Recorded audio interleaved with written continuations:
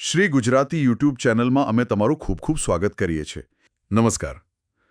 આપણે સૌ જાણીએ છીએ કે વજન ઘટાડવું એ એક વાત છે, પણ એને જાળવી રાખવું એ બહુ અઘરું છે. ઘણા લોકોનો અનુભવ છે, મહેનત કરો, વજન ઉતારો અને પછી થોડા સમયમાં પાછું એનું એ. ખરેખર નિરાશાજનક લાગે, ખરું ને? આખરે આવું કેમ થતું હશે? શું ખાલી આપણી ઈચ્છાશક્તિ ઓછી પડે છે? ના, એવું નથી. આજે આપણી પાસે એક તાજેતરનો રિસર્ચ પેપર છે. એ આખી વાતના મૂળમાં જાય છે. અને એમાં એક બહુ રસપ્રદ કોન્સેપ્ટ છે, મેટાબોલિક મેમરી.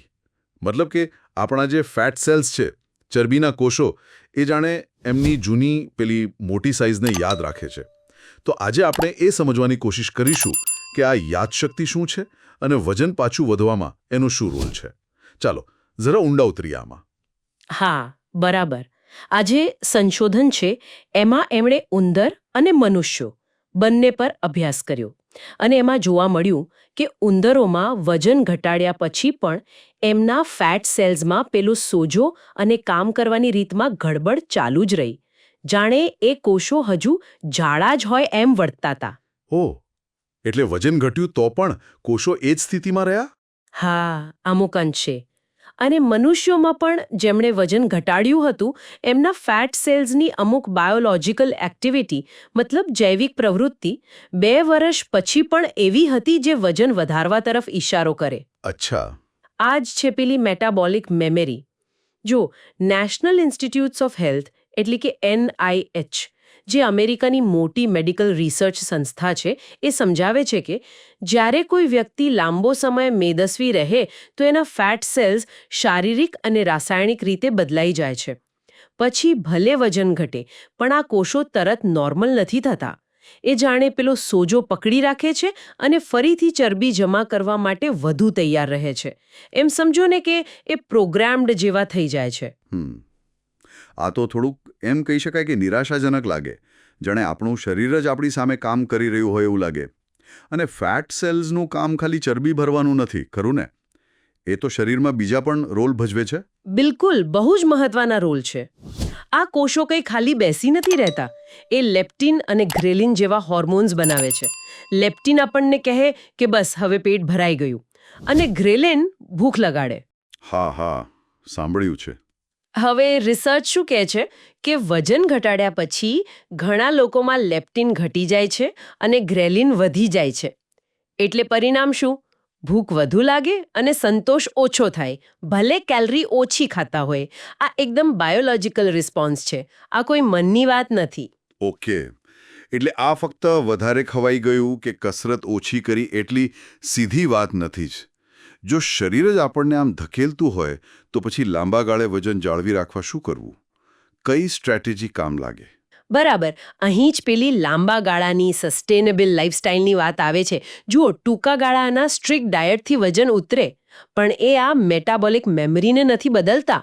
આ લેખ પણ એ જ કહે છે કે ટકાઉ ફેરફારો પર ફોકસ કરવું જરૂરી છે, જેમ કે રેગ્યુલર બેલેન્સ્ડ ડાયટ, પૂરતી અને સારી ક્વોલિટીની ઊંઘ.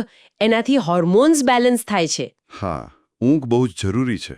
સ્ટ્રેસ પણ ફેટ સ્ટોરેજને અસર કરે છે.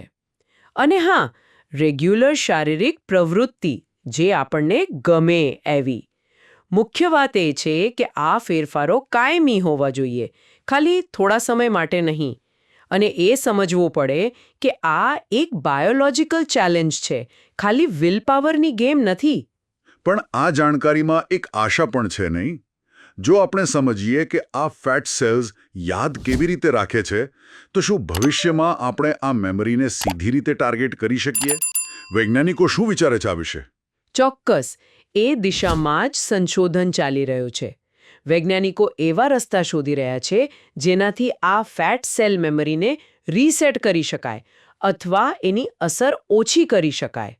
બની શકે કે ભવિષ્યમાં એવી દવાઓ આવે જે ફેટ સેલમાં થતો સોજો કંટ્રોલ કરે અથવા એમની ચરબી જમા કરવાની વૃત્તિને બદલે. ઓહ, રસપ્રદ. પણ હા, એક વાત બહુ મહત્વની છે. દરેકનું શરીર અલગ હોય છે. એટલે જે એક માટે કામ કરે એ જરૂરી નથી કે બીજા માટે પણ કરે. એટલે પર્સનલાઇઝ્ડ એપ્રોચ, નિષ્ણાતની સલાહ અને એક સારું સપોર્ટ સિસ્ટમ, આ બધું બહુ જ જરૂરી છે.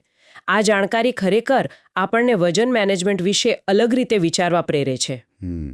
તો આજની આપણી આ વાતચીતનો મુખ્ય મુદ્દો એ છે કે વજન પાછું વધવું એ ખાલી જૂની આદતોમાં સરી પડવાની વાત નથી. એની પાછળ આપણા શરીરની અંદરની પેલી મેટાબોલિક મેમરી જેવી જટિલ બાયોલોજીકલ પ્રક્રિયાઓ કામ કરે છે. આનો મતલબ એ કે વજન જાળવી રાખવા માટે ધીરજ જોઈએ, સતત પ્રયત્ન જોઈએ અને શરીર કેવી રીતે કામ કરે છે એની સમજણ પણ જરૂરી છે. બરાબર. અને અંતે એક વિચાર મૂકીને જાઉં છું. જો ફેટ સેલ્સ આવી યાદશતે ધરાવે છે તો ભવિષ્યમાં સારવાર કેવી રીતે બદલાઈ શકે?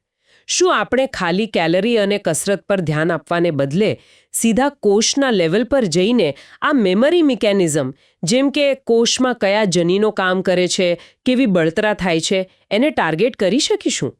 આ દિશામાં જે પણ સંશોધન થશે એ વજન વ્યવસ્થાપનનું ભવિષ્ય બદલી શકે છે.